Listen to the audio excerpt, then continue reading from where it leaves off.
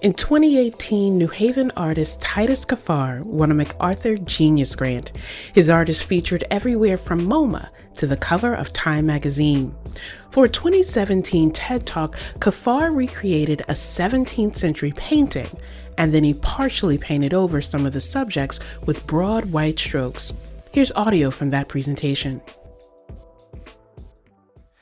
Painting is a visual language where everything in the painting is meaningful, is important, it's coded. But sometimes, because of the compositional structure, because of compositional hierarchy, it's hard to see other things. By covering up some of the characters in the painting, Kaphar brings into clearer view a young black boy who had been hidden in the background. Historically speaking, in research on these kinds of paintings, I can find out more about the lace that the woman is wearing in this painting than the manufacturer of the lace, than I can about this character here, about his dreams, about his hopes, about what he wanted out of life. This is Disrupted. I'm Kalila Brown-Dean. This hour, Titus Kaphar joins to talk about his work with NXTHVN. He's mentoring young artists and working towards greater equity in a world that too often pushes BIPOC artists to the background. And later, Connecticut State Poet Laureate Antoinette Brim-Bell about how she plans to focus on collaboration with her new role. But let's start with Titus Kaphar and Jason Price. The two friends co-founded NXTHVN in 2019. Today, Titus serves as president and Jason as chairman of the board. I asked them how NXTHVN came to be and what they hope to accomplish. Here's Titus. So in many ways, NXTHVN is a collage of art and business, and more specifically, Jason and myself.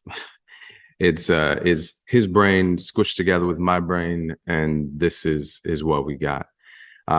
So from the art perspective, I'll talk about that, and then I'll let Jason talk about the business perspective a little bit.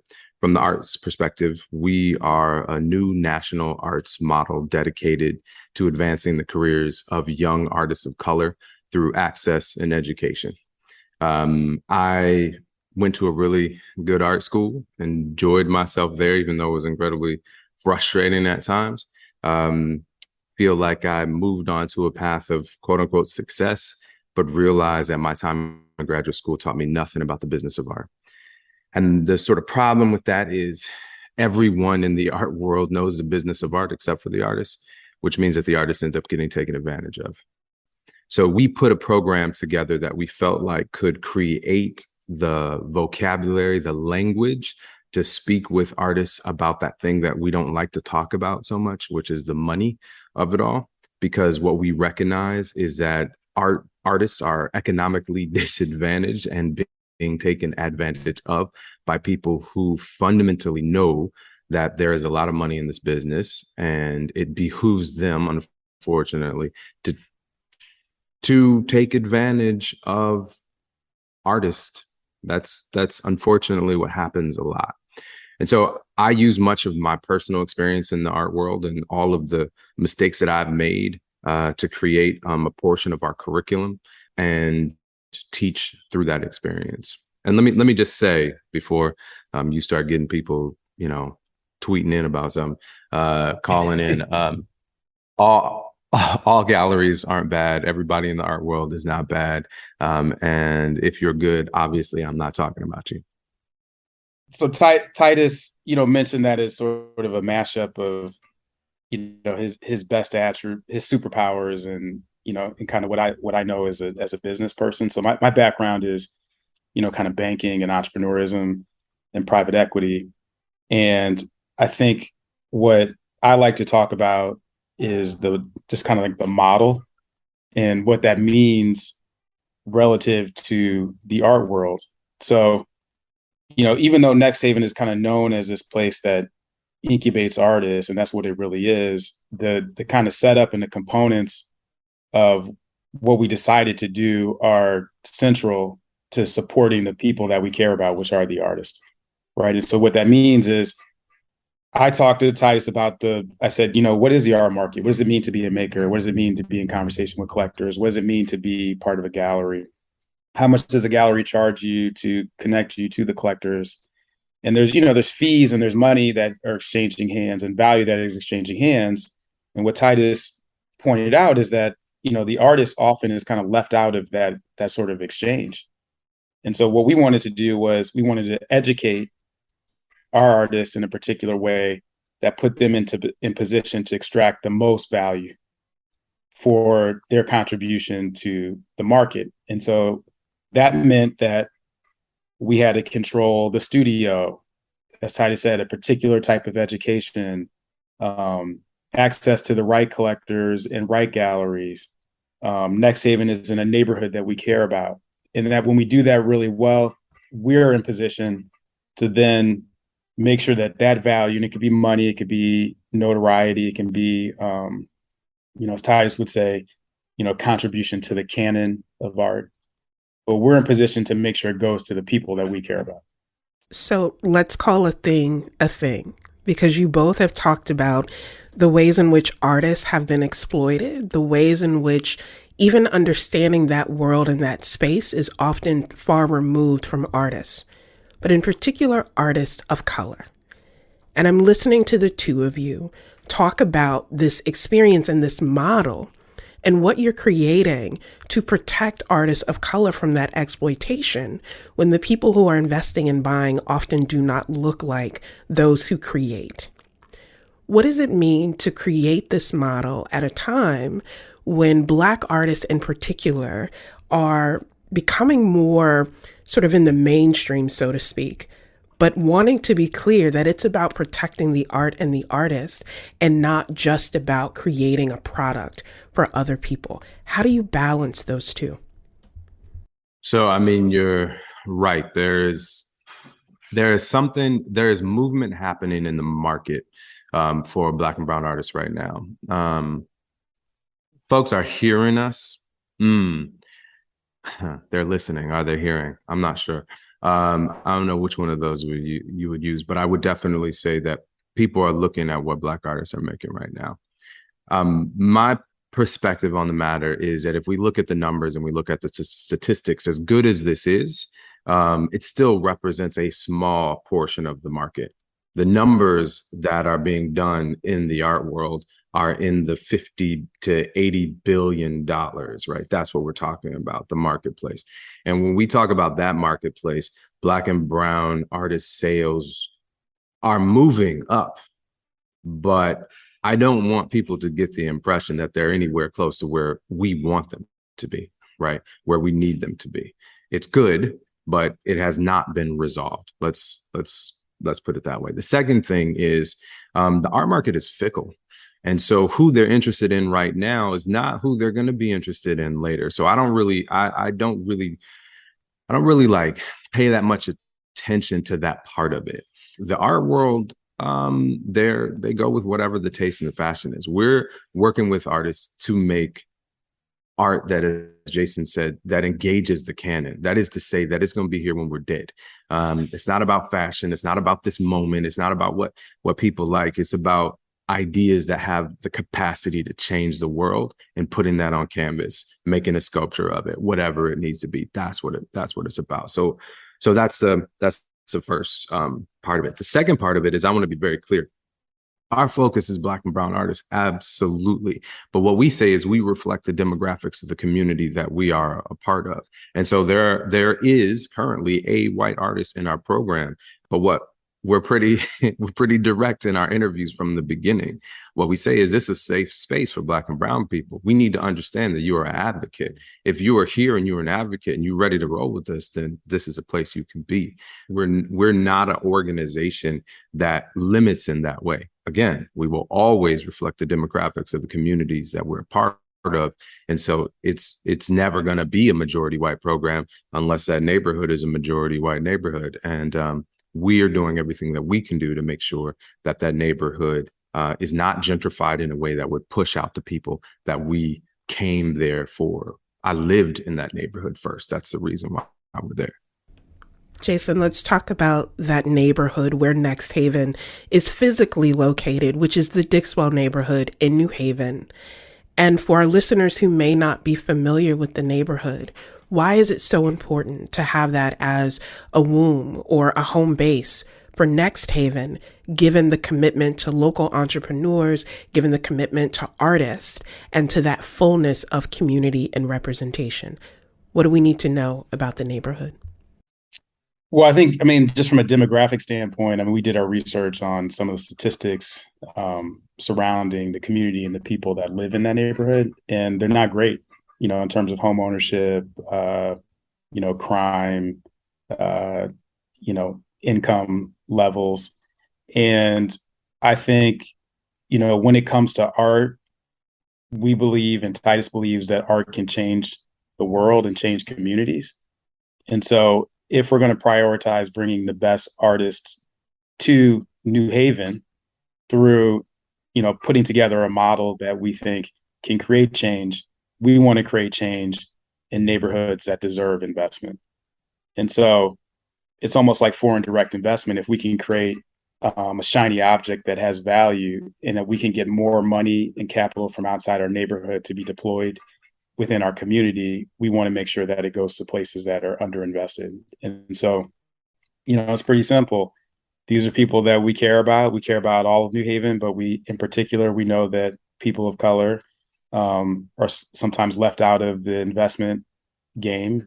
If we're going to do our part through, the arts, believing that the arts can make that sort of change, we're doing it and prioritizing it in areas and for people of color.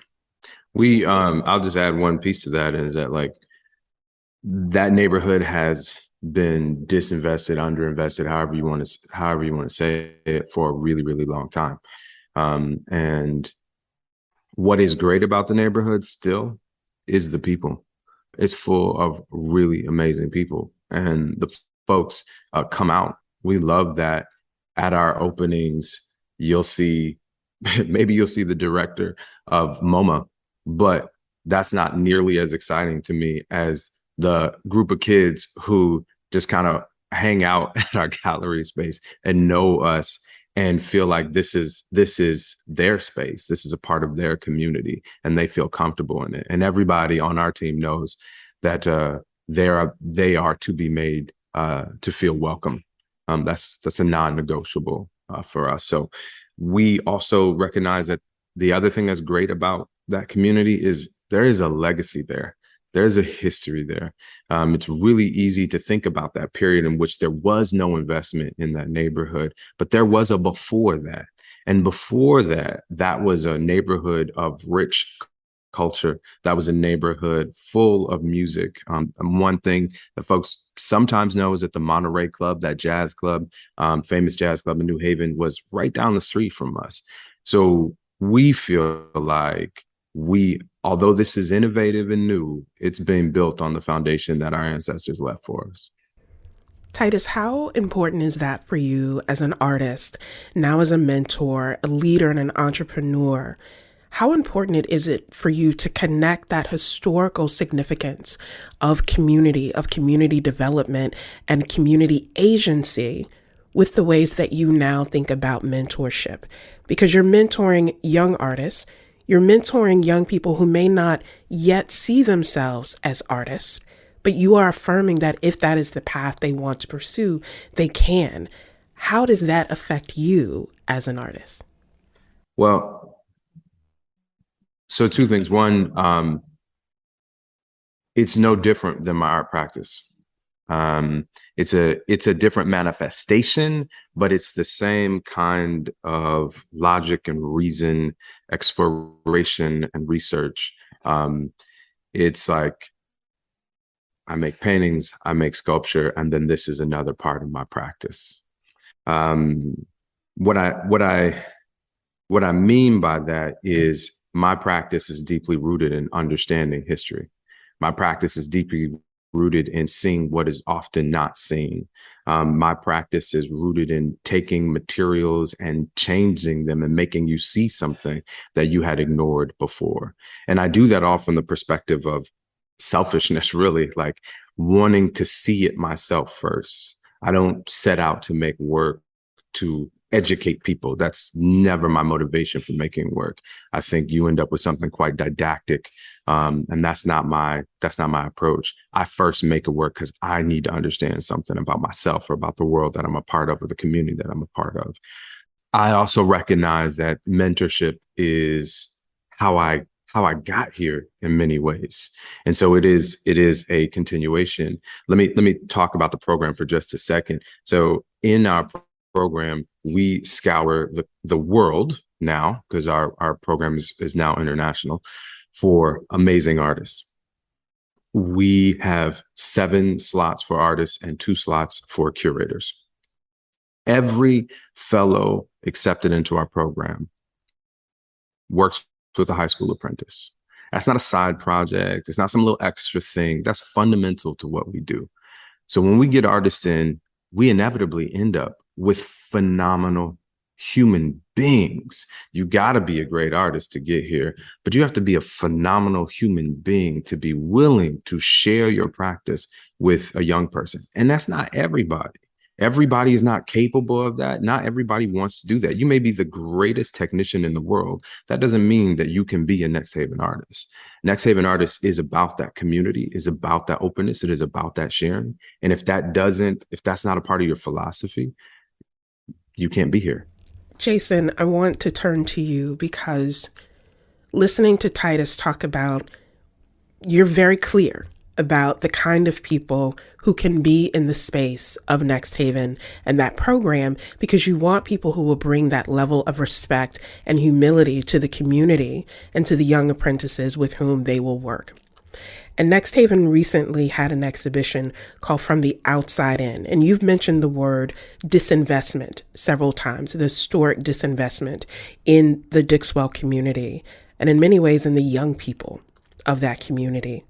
And as I was looking through the images from the exhibit, I was struck by the empty desk, where the students have the words on the desk, thinking about the political dynamics that they're facing and how really their worth, their value, their safety has been reduced to political gain for others and ideology. And I want to share with the listeners this part of the writing on the desk that says, "I eat cereal to the sound of cartoon, gunfire, and chew popcorn while bullets ricochet on the big screen." How do you see that kind of exhibition being able to challenge our thinking, but also challenge people who have been complicit in not investing in young people or investing in the Dixwell neighborhood in a holistic way? How does art allow us to challenge some of that silencing? The first thing I just want to mention is that exhibition is the final exhibition for our apprentices. So that piece, is constructed and made by a teenager, living in this experience. And I think our contribution to helping express that voice and having that voice really carry and be respected and be preserved is in our way of kind of curating the capital and the people and the culture within our space that prioritizes that voice over someone else's perception of what that community can be. Is that fair? So the reason why I think about in terms of foreign direct investment is because, if you think about the World Bank and the IMF, many times they're investing in, developing countries, but when they invest in those countries, it comes with strings. You have to behave this way, you have to do this, you have to do that. And so we look at this as sort of a metaphor or a simile to foreign direct investment. We're bringing capital in, we're building new infrastructures, but it's intended to preserve and empower the culture that already exists and bring value and worth to it and not apologize for it being what it is, which I think is in many ways a departure from how money comes into these neighborhoods in many ways. I mean, that's, it's an opinion, it's in practice. And I think the other piece of it is when Titus and I talk to investors, usually in the form of philanthropists are wealthy individuals who want to support the arts and support the community. We're choosy about what money we take because they understand that we're going to prioritize the values that we think are most important for that particular neighborhood, which is why I think we're uniquely qualified to do this work, not just because Titus is a great artist and is thoughtful and innovative, and not just because I understand money and frameworks, but because we come from places like this. We have family members who, are experiencing some of these issues. And so we're committed to making sure that we preserve the culture, but we can improve the foundation, the infrastructure, so that, like we always say, like all boats rise, in a rising tide. Titus, I know you have some perspective on this. That's an incredibly powerful piece. That desk is emblematic of what I think we are capable of doing. What I mean by that is our program brings in these high school students and gives them space. We have a really, really great team there, but we bring in these young people and they have space to work with artists who treat them as the whole human beings that they are. Sometimes school makes creative people, artistic people feel like they're out of place. But by seeing these artists who are moving forward in their career in a real way, it gives our high school kids the faith to know that this is a real possibility. This is a real future. The other thing is, a few weeks ago, Senator Murphy came to visit us. And he came into that exhibition and he sat down at that desk and read those words. Now, I don't know how likely it would have been that our young artists who wrote those words would have in any other circumstance had the opportunity to say that to the senator. But through her practice, she was able to say that to the senator. She was able to make sure that that perspective was understood. Whether people understand that or not, or believe it or not, she is still his constituent. And he needs to know how his young people feel in this community. And I know that this is an issue that matters to him. He communicated as much. We have been able to bring folks into our neighborhood who have the capacity to help us make this change. I'm sad to say that in many cases, we bring folks who should have been in our neighborhood a long time ago, but have not been there. I'm excited about the art itself that we make and are able to exhibit, particularly with our young people. But I'm also excited to give those young people the opportunity to see how powerful art can be. I think it's also powerful that you bring people into the community as opposed to thinking that the community has to go somewhere else to be heard and to be seen. And the fact that young people, in their own words, on their own terms, are able to express their power and their commitment is a model for all of us that we really appreciate. Jason Price and Titus Gaffar are co-founders of NXTHVN. Thank you both. Thank you. Thank you. You can see photos of the artwork displayed at NXTHVN, and it's from the Outside In exhibition on our website. It's ctpublic.org/disrupted. When we return, Connecticut's State Poet Laureate Antoinette Brim-Bell. She'll talk about how she's using poetry to tackle difficult topics like race and religion. This is Disrupted. Stay with us.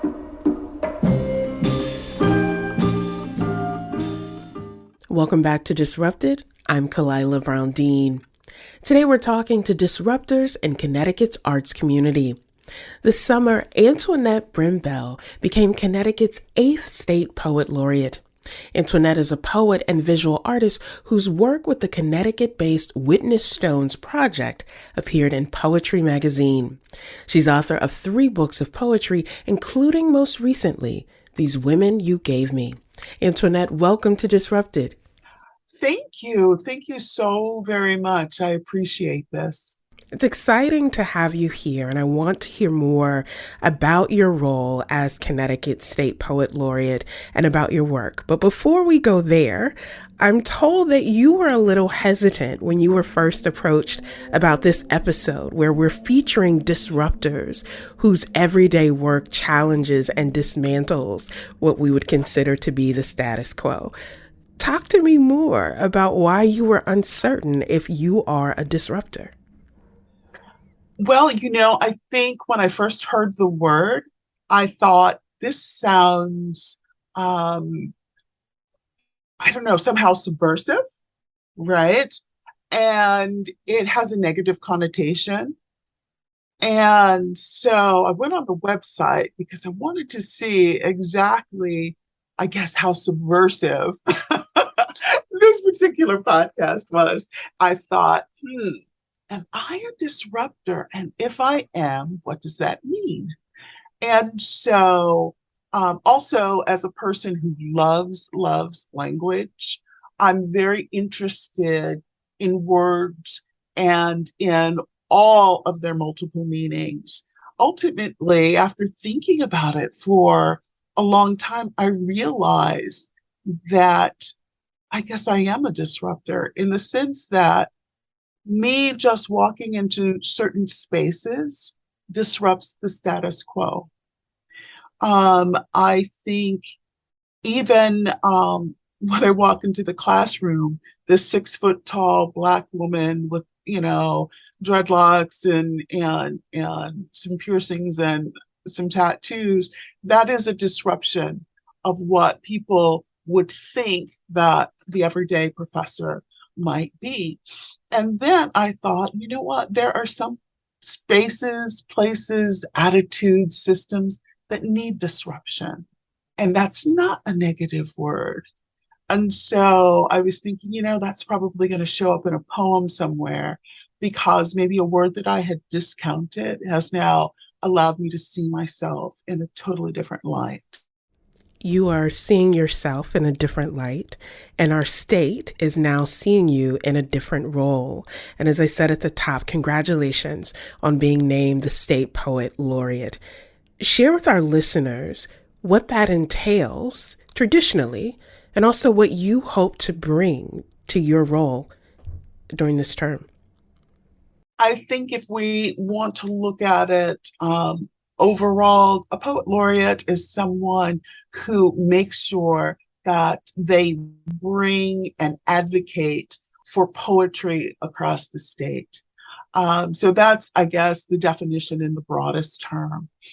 When it was time for me to kind of figure out what I might like to do in the role, I considered some of my most recent experiences. For example, I have been writing poetry since I was about 7 years old.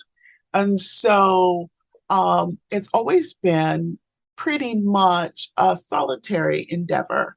I might go to workshop, and then put it in the air there and have other people comment on the work and say, well, consider this or consider that. But mostly it's been a solitary endeavor.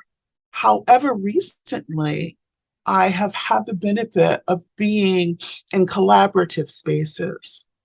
So, for example, I just, I don't want to say finished because I hope this continues to go on and on and on, but I was invited by former poet laureate Marilyn Nelson to join 3 other poets, Kate Rushin and Rhonda Ward. Rhonda Ward herself, a former poet laureate of New London, to write poems based on witness stones. So the Witness Stones Project is a place that actually goes and puts down monuments where formerly enslaved individuals once resided or spent time.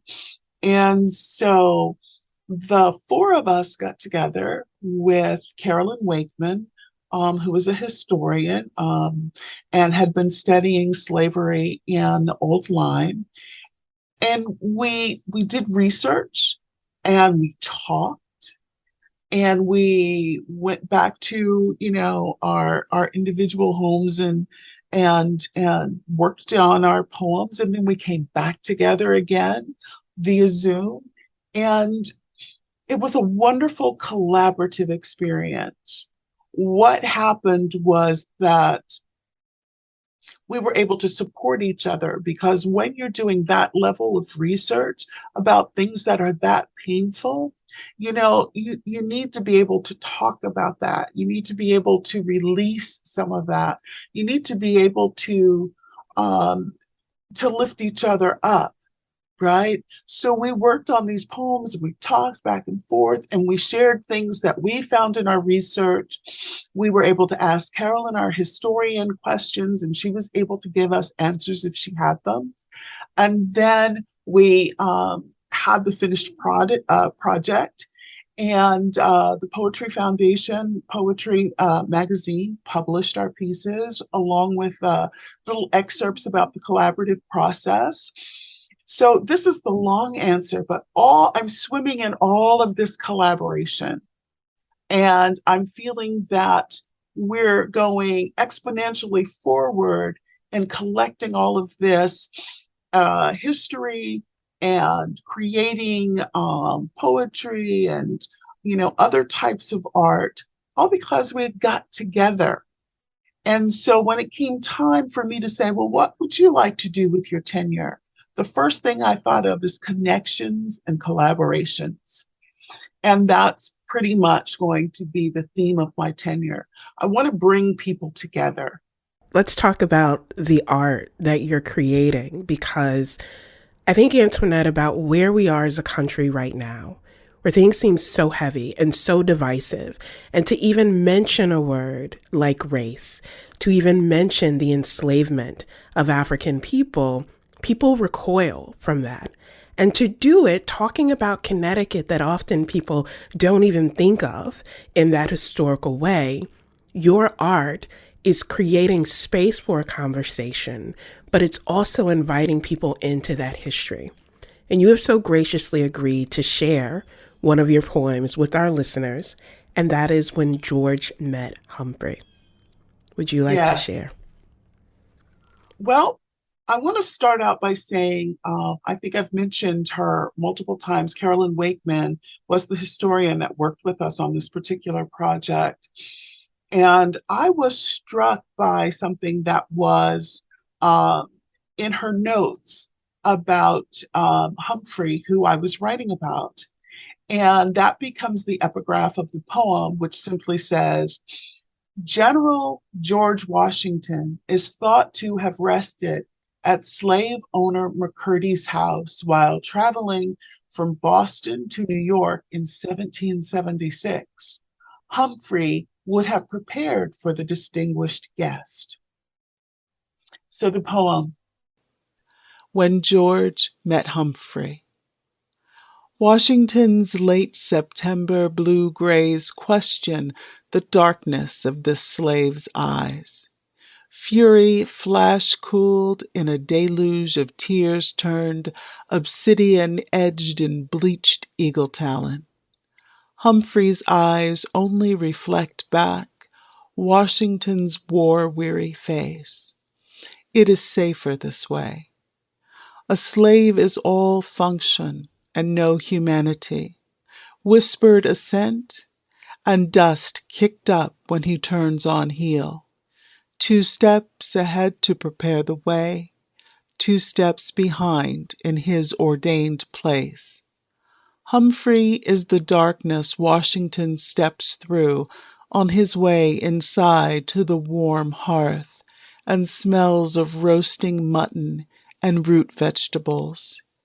Tonight, Humphrey will bed down in the stable, fresh from a stint on the sea, the delicacy of rat meat and pocketed wild onions pinched between weevil flour biscuits still on his tongue. That's Connecticut State Poet Laureate Antoinette Brim-Bell. She read from her poem, When George Met Humphrey. Coming up, Brim-Bell talks about working in multiple mediums and how she's challenging one of the oldest narratives in Western culture. This is Disrupted. Stay with us.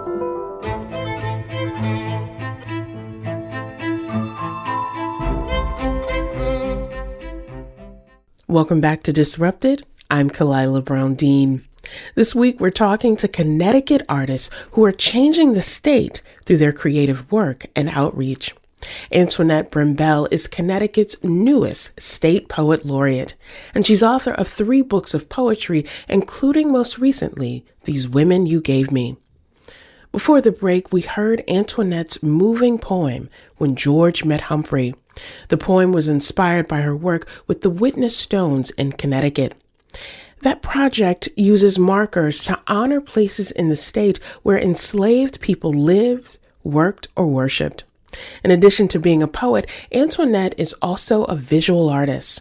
I asked her about working with different mediums and how that allows her to tell these stories with such richness and texture. I think that some images are best captured, in language where an individual has the opportunity to allow the reader to imagine and envision for themselves. And then some things I think are best left to visual art, where the story is told through color and through texture, and the individual has the opportunity to stand and see through the eyes of the artist a more specific kind of picture. I think each of the arts brings with it its own strengths. And so sometimes when I have an idea, I think, this needs to be a piece of visual art.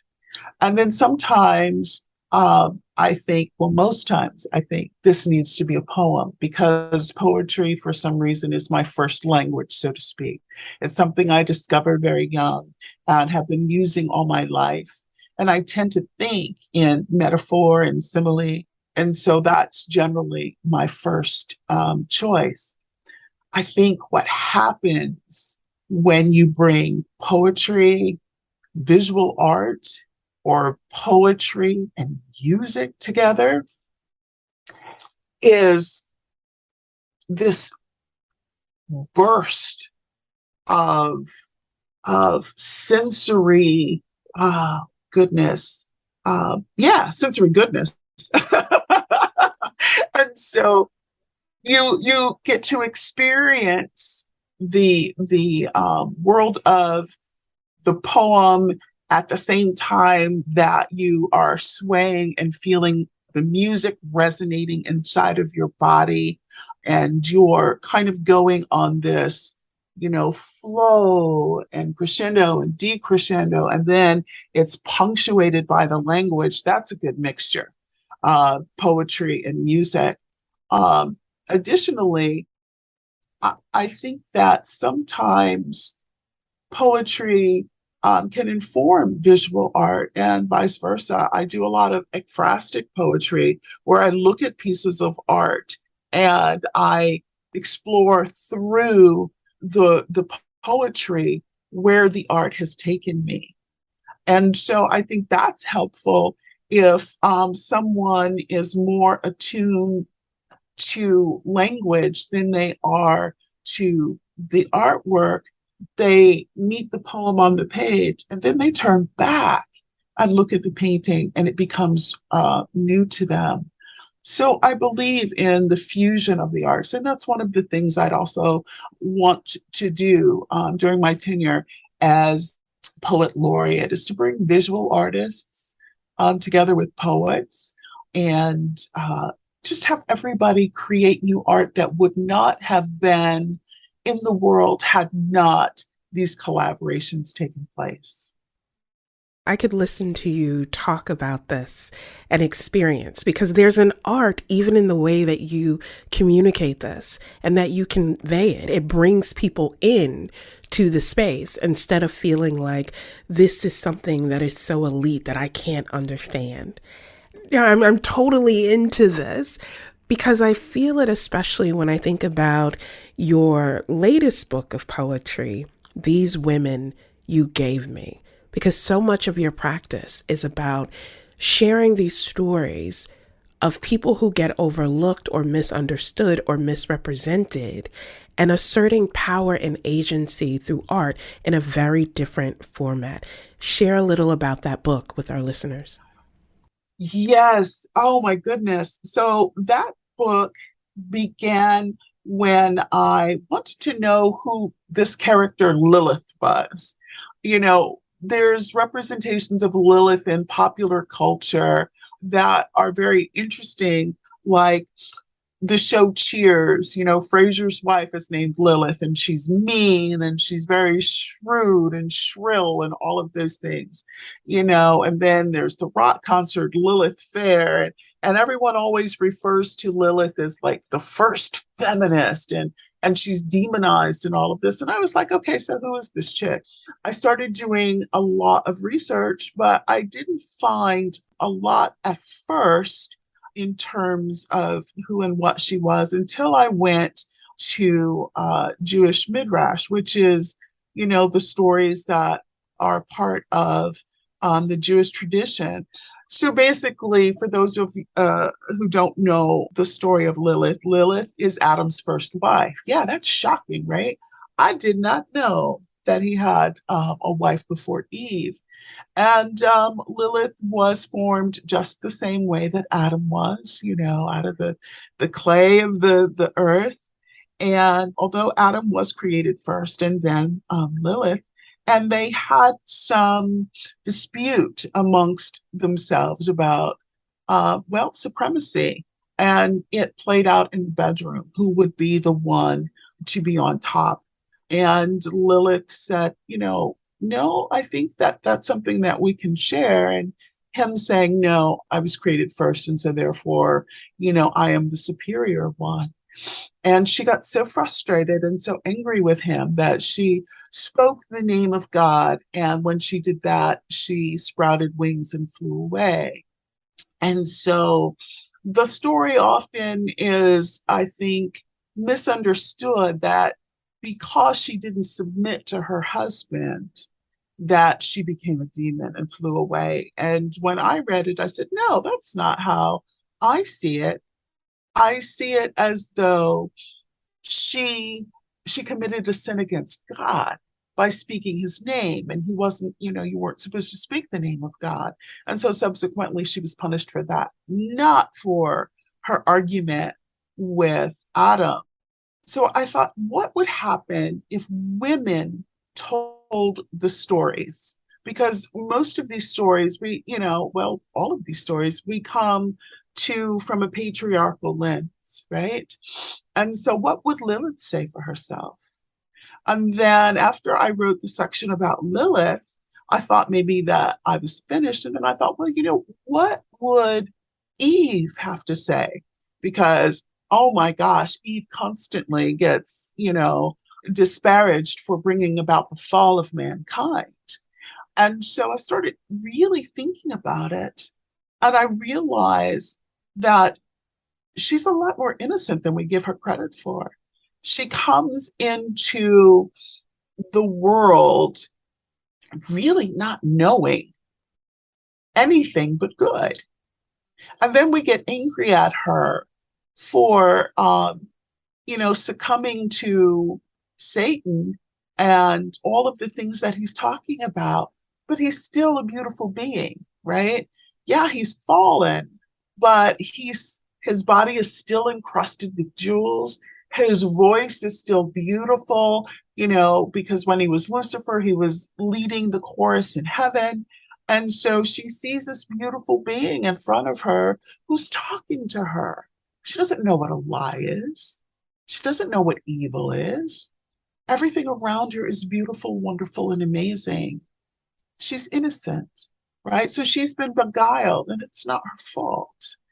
And I wanted to bring that out. I had these two different perspectives.